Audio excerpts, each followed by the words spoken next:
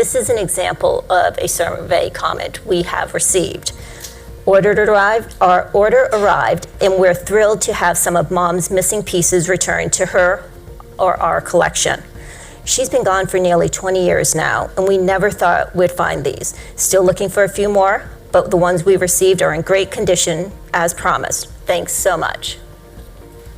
One example of the stories we get to hear, whether it's their mom, their grandmother, they're collecting, carrying on traditions, or creating new ones for themselves. Think about generations, whether it's your passing along a tradition or more so creating a new one. Now what about the not so nice comments? What do you do about those? We actually follow up with each and every one of them.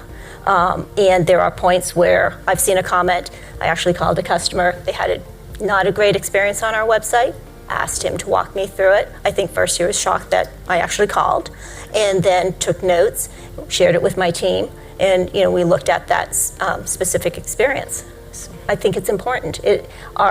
From Bob to our president Scott, to me, to every member of our team, we are responsible for understanding and listening, actively listening to our customers.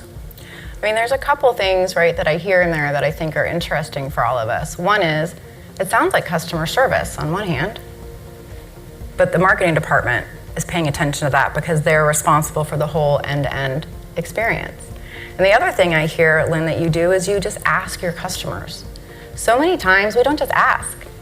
A little pop-up, why do you abandon your shopping cart? Ask, I might tell you. And so I think just you yourself personally calling, and just once or twice, like it's not scalable every day, but even as big as your organization is, I think just asking can be really, really meaningful.